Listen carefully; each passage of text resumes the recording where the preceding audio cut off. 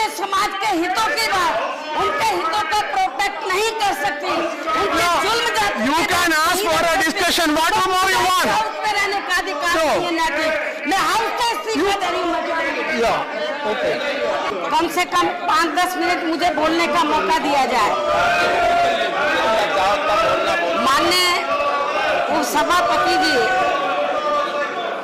जब से केंद्र में बीजेपी की एनडीए की सरकार बनी है, तो तब से पूरे देश में और खासकर बीजेपी शासित राज्यों में तो इन्होंने अपनी जातिवादी 267 आप लोग मुझे अपनी बात रखने दो। आप सुनिए अरे सुनिए ये 267 मात्र है। चलो मान्यवर, जब से केंद्र में बीजेपी व इनकी एनडीए की सरकार बनी है, तो तब से पूरे देश में और खासकर बीजेपी शासित राज्यों में तो इन्होंने अपनी जातिवादी, सांप्रदायिक व पूंजीवादी मानसिकता के तहत चलकर अपने राजनीतिक स्वार्थ में वे अपने नफे नुकसान को भी सामने रखकर यहाँ विशेषकर गरीबों, दलितों, पिछड़ों, अल्पसंख्यकों, मजदूरों, किसानों एवं मध्यम वर्ग जो बड़े पैमाने पर शोषण में उत्पीड़न जो अभी भी लगातार जारी है, तो वह किसी से छिपा हुआ नहीं है। और इस संदर्भ में मान्यवर, इस संदर्भ में मैं पूरे सदन का ध्यान उत्तर प्रदेश में बीजेपी व इनकी सरकार द्वारा एक सोची समझी राजनीतिक साजिश व स्वार्थ के तहत वहां जिला सहारनपुर के सब्बीपुर गांव में कराए गए दलित उत्पीड़न कांड की तरफ दिलाना चाहती हूं, जिस पर पर्दा डालने के लिए बाद में फिर इन्होंने एक दलित संगठन को भी इस्तेमाल करके इसे जातीय हिंसा का रंग दिया है, रूप दिया है। जबकि मान्यवर, इस कांड की सच्चाई ये है कि इस वर्ष 14 अप्रैल को परम पूज्य बाबा साहब डॉक्टर अंबेडकर की जयंती थी और जयंती के मौके पर गांव सब्बीरपुर के जो दलित वर्ग के लोग थे, उन्होंने जुलूस निकालने का फैसला लिया और वहां पर एक संत रविदास मंदिर है, तो मंदिर के चबूतरे में इस मौके पर बाबा साहब की प्रतिमा लगाने का भी फैसला लिया था।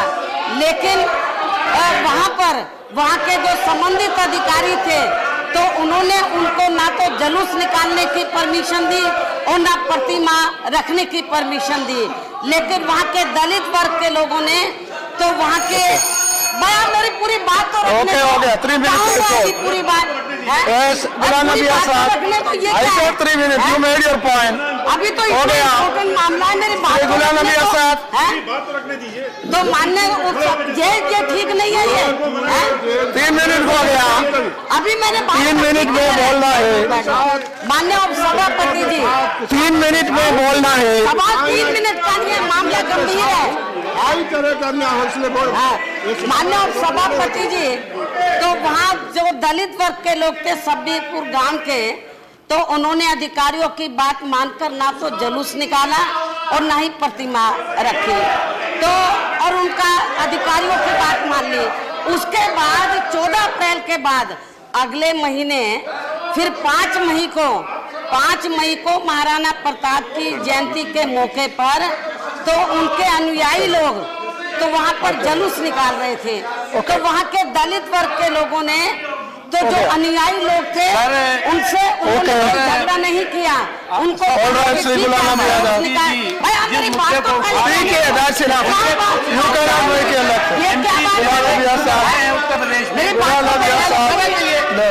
और मान्य लेकिन वहाँ पर मेरी बात को कहने दो सर, ये I allowed you, I told you 3 minute. मेरी बात ठीक नहीं है ये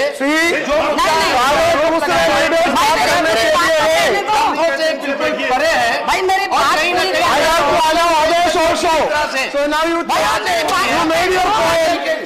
I understood. नहीं ये You made your point. I understood. नहीं I have to allow others also. Please. I allowed you first. Notice है। No. 0 आवर नहीं है ये। You cannot monopolize. No, don't do that. 0 our नहीं है Don't do that. ये। स्थगन प्रस्ताव मैंने बोला आप 3 मिनट बोलना है। रखने दो आप। मेरी थोड़ी और बात है। अभी तो 5 मिनट हो गया। भाई मैंने बोला 3 मिनट। नहीं 3 मिनट वो लोग उधर से सब बोलते हैं। अच्छा नहीं। मेरी बात पूरी रखने दो। अच्छा नहीं। माननीय उपसभापति जी, मैं आपसे रिक्वेस्ट कर रही हूँ, मेरी बात जरूरी बात है, इम्पोर्टेंट बात है, मेरी बात को रखने दो। Yes. तो See, मैं कहना चाहती हूँ in 267 अगले महीने you can only ask for a discussion. That is already asked. So it is over. You cannot make a speech here. No. Ghulam Nabi Azad. ये ऐसे कैसे हो जाएगा ये? हैं? See, how can I allow? मुझे बोलने नहीं दोगे? How can I allow? मैं राज्यसभा से इस्तीफा देती हूँ। I have so many यदि आप मुझे names. बोलने नहीं दोगे तो मुझे इस सदन में रहने का I have कोई so अधिकार many. नहीं है फिर। हैं? Look here. यदि आप मुझे बोलने नहीं दोगे तो मैं आज ही इस्तीफा देती हूँ। She is challenging, sir. She is मैं आज challenging the इस्तीफा chair. दूंगी This is राज्यसभा very में। serious. I have 8 names. What do I do? मेरी बात नहीं रखने दोगे? मुझे इस हाउस में रहने का कोई नैतिक अधिकार नहीं है। यदि मैं अपने समाज की बात नहीं रख सकती हूँ, मैं आपसे इस्तीफा देने का मेरी बात सुनने के लिए तैयार नहीं। वहाँ पर दलित लोग, मैं आज ही इस्तीफा देती हूँ राज्यसभा से। 7 मिनट हो गया। परेशान है। अरे सुनो बात मुझे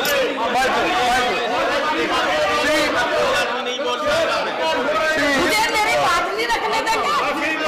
बात दलितों के साथ मार पीटी है, उनके साथ 70 घर जलाकर राख करती है, वहाँ गर्भवती महिलाओं के साथ जुल्म जाती हुई है। Because you are making noise, I am not able to control them उसके also. बाद भी लोगों को उधर मारा गया है। मेरी बात नहीं रखने दे रहे हो। यदि मैं अपने समाज की बात नहीं रख सकती हूँ तो मुझे लानत है इस राज्यसभा में रहने का। मैं आज से राज्यसभा से इस्तीफा देती हूँ। मुझे कोई इस हाउस में बैठने का अधिकार नहीं है। सुनने के जिस समाज से मैं ताल्लुक रखती हूँ, यदि मैं अपने समाज के हितों की बात, उनके हितों को प्रोटेक्ट नहीं कर सकती, उनके जुल्म जाति You can ask for a discussion. What more you want? House में रहने का अधिकार नहीं है नैतिक। मैं हाउस से इस्तीफा दे रही हूँ। Yeah. Okay. गौ रक्षा के नाम पर तो दलितों के साथ भी बड़े पैमाने पर इसकी आड़ में अन्याय अत्याचार हो रहा है। और अकेले गुजरात में नहीं, और खास तौर से देश में जो बीजेपी शासित राज्य हैं वहां पर तो बड़े पैमाने पर गौ रक्षा के नाम पर दलितों का उत्पीड़न हो रहा। पहले मुसलमानों के साथ जुल्म जाती हुई, और वो तो खैर अभी नहीं बंद हुआ, अब दलितों को भी नहीं छोड़ा गया। और ऊना के अंदर क्या हुआ, गुजरात स्टेट में जो ऊना है, तो वहां पर गौ रक्षा के नाम पर जो असामाजिक जो तत्व हैं, जो दलित विरोधी तत्व हैं, उन्होंने जिस तरीके से जो वो अपना काम कर रहे थे चरमकारी का, उनके साथ जो जुल्म जाति किया, मैं ज़्यादा डिटेल में नहीं जाना चाहती। ये बात मैंने काफ़ी कुछ 18 तारीख को ये बात मैंने माननीय सदन में रखी थी। लेकिन माननीय उपसभापति जी, मेरा यही कहना है कि जिस तरीके से उनका शोषण किया गया वहाँ पर, और सरकार चुप रही, और जब इस मामले को मीडिया ने चैनल ने इसको दर्शाया, और ख़ास तौर से 18 तारीख से पार्लियामेंट का सत्र शुरू हुआ, और जब ये मामला हमारे संज्ञान में आया, मैंने प्रेस नोट जारी किया। 18 तारीख को ये मामला पार्लियामेंट के अंदर उठाया, राज्यसभा में मैंने उठाया। और इतना ही नहीं, 18 तारीख के बाद जो दलित वर्ग के लोग हैं गुजरात के अंदर, उनका थोड़ा हिम्मत और हौसला बढ़ा, वो लोग सड़कों पर आए जुल्म जाति के खिलाफ, और जिनको न्याय देने के लिए सरकार आगे आए, तो उसकी बजाय उनका मुंह बंद करने के लिए किस्म किस्म के हथकंडे इस्तेमाल कर रही है। माननीय उपसभापति जी, मेरा सरकार को ये कहना है, सेंट्रल गवर्नमेंट को, ये मामला अति गंभीर है। आपकी वहाँ पर भारतीय जनता पार्टी की सरकार है, सेंट्रल की गवर्नमेंट की जिम्मेदारी बनती है कि वहाँ की सरकार से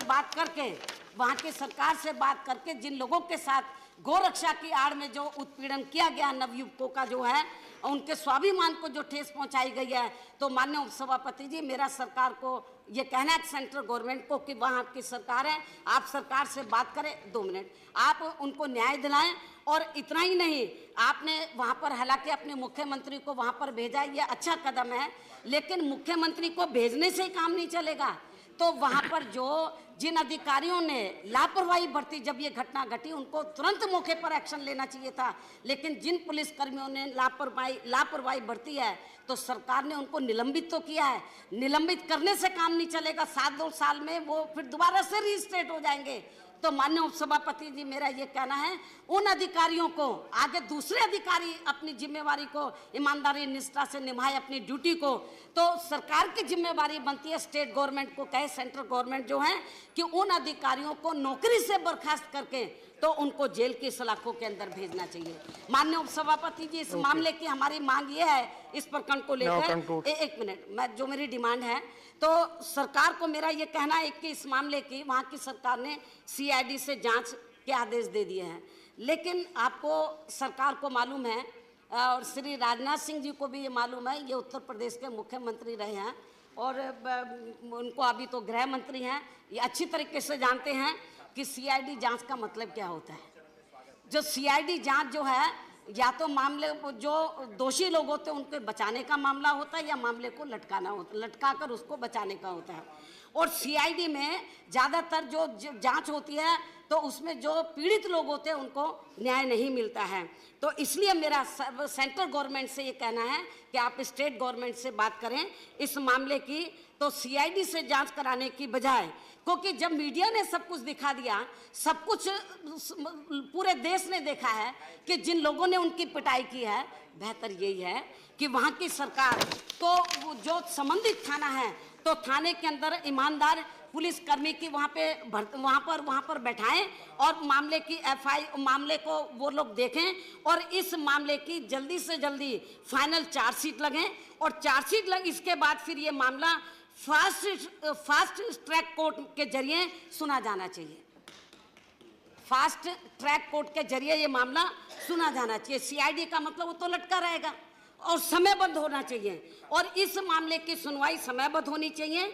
और इस कोर्ट में एक जज शुल्क कास्ट का जरूर होना चाहिए। हालांकि एक जज होता है, आप चाहें तो सरकार चाहे तो रिक्वेस्ट कर सकती है, 2 जज हो सकते हैं, एक जनरल आप ले लीजिए, एक शुल्क कास्ट का ले लीजिए, और इसमें एक की बजाय 2 जज भी रखे जा सकते हैं। इसके साथ ही ये सुनवाई वहाँ के हाई कोर्ट के एक सिटिंग जज की निगरानी में होनी चाहिए, ऐसी हमारी पार्टी की मांग है। वरना असली दोषियों को जल्दी सजा नहीं मिल पाएगी। इसके साथ ही फिर ये केस भी, यदि ऐसा नहीं हुआ तो इसके साथ ही फिर ये केस भी 1 मिनट 2-3 मिनट तो हैदराबाद में हुए रोहित वेमुला कांड की तरह ही लटक के रह जाएगा। और इस संदर्भ में मैं ये याद दिलाना चाहती हूँ, मैं इस संदर्भ में मैं क्यों ये बात कर रही हूँ, इसकी सुनवाई के लिए समयबद्ध, और इस संदर्भ में मैं याद दिलाना चाहती हूँ कि सन 1997 में महाराष्ट्र में बीजेपी व शिवसेना की मिलीजुली सरकार के दौरान मुंबई की रमाबाई कॉलोनी में कुछ असामाजिक व दलित विरोधी तत्वों द्वारा वहाँ पर बाबा साहब डॉक्टर अंबेडकर की प्रतिमा लगी हुई थी। प्रतिमा पर जूतों की माला पहनाई गई, लोगों में गुस्सा हुआ, लोग एजिटेशन किया और वहाँ पर गोली चली। नतीजा क्या हुआ, मौके पर ही 10 दलित वर्ग के लोग मार दिए गए थे। उस समय यूपी में मेरी सरकार थी, मैं वहाँ पर गई, उनकी आर्थिक मदद की और इससे काफ़ी लोगों ने एजिटेशन किया, लेकिन फिर भी जो दोषी लोग थे उनको सज़ा दिलवाने में कई साल लगे थे। और इतना ही नहीं, ये महाराष्ट्र की घटना है, और इतना ही नहीं, सन 2006 में जब वहाँ महाराष्ट्र स्टेट में कांग्रेस पार्टी के नेतृत्व की सरकार चल रही थी, तो उस दौरान विदर्भ के भंडारा जिले के खैर लांजी गांव में एक ही परिवार के साथ असामाजिक व दलित विरोधी तत्वों द्वारा काफ़ी शर्मनाक व अमानवीय वाला उत्पीड़न किया गया। एक बच्ची थी, एक महिला थी, उसका पहले रेप किया, उनको फिर मारा, 2 आदमियों को और मारा, 4 लोगों की निर्मम हत्या की गई। लेकिन इसके बाद ये मामला कई साल तक कोर्ट में चलता रहा और तब जाकर जो दोषी लोग थे तो उनको उम्र कैद हुई है और वो लोग माननीय सुप्रीम कोर्ट में गए हुए हैं। इसलिए थोड़ा सा दलितों के मामले में मेरा सेंट्रल गवर्नमेंट को ये कहना है कि आप कोई ऐसा रास्ता निकाले, सभी दलों की आप मीटिंग बुला लीजिए, कोई ऐसा रास्ता निकाले कि जब देश के अंदर जो गंभीर मामले होते हैं दलित शोषितों के ऊपर उत्पीड़न के, तो उन मामलों की सुनवाई स्पेशल कोर्ट के जरिए होनी चाहिए, ताकि जो दोषी लोग हैं वो जल्दी से जल्दी पकड़े जाएं और जो आपराधिक तत्व हैं फिर उनकी जल्दी से हिम्मत ना हो कि उनको वो जुल्म जाति का वो शिकार बनाए। और मैं अब और कोई ज्यादा एग्जांपल नहीं देना चाहती, हालांकि ऐसे अनेकों और उदाहरण हैं, मैं उनके ज्यादा डिटेल में नहीं जाना चाहती हूँ।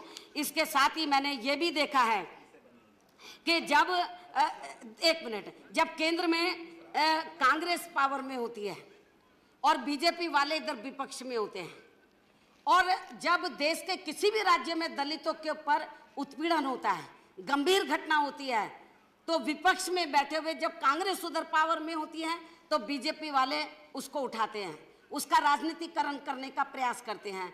और जब बीजेपी वाले उधर सत्ता में होते हैं, ये विपक्ष में होते हैं, ये उसका राजनीतिकरण करते हैं। ये राजनीतिकरण बंद होना चाहिए और दलितों को राजनीतिक हथियार बनाने की बजाय जो उनके ऊपर आए दिन जुल्म जाती हो रही है हर स्तर के पर, मैं समझती हूँ सरकार को भी, कांग्रेस को भी, बीजेपी को भी इसको गंभीरता से लेते हुए इनको जुल्म जाति से निजात दिलाने के लिए कोई ठोस कदम उठाने चाहिए। और इस मामले में हमारी पार्टी सरकार कोई आगे आती है, कोई पहल करती है, तो हम इस मामले में हम आपका पूरा सहयोग देंगे। और इन्हीं लफ्जों के साथ ये जो पूरे देश के अंदर जो दलितों के ऊपर हर स्तर पर जुल्म जाति हो रही है, ये अति चिंता का विषय है और जुल्म जाति कम होने के बजाय दिन प्रतिदिन बढ़ती जा रही है। और मैं समझती हूँ सभी दलों को दलगत राजनीति से ऊपर उठकर इन लोगों के बारे में सोचना चाहिए, क्योंकि ये जो लोग हैं तो ये भी इस देश के नागरिक हैं, इस देश के मूल निवासी हैं, मेहनत कश लोग हैं, और ये लोग किसी के स्वाभिमान को ठेस नहीं पहुंचाते हैं, मेहनत मजदूरी करके अपने जीवन व्यापन कर रहे हैं। लेकिन जब उनके ऊपर जुल्म जाति होती है तो मेरे ख्याल ये ठीक नहीं है। कोई रास्ता निकालो, दलगत राजनीति से ऊपर उठकर कोई रास्ता निकालो ताकि इनके ऊपर जुल्म जाति होना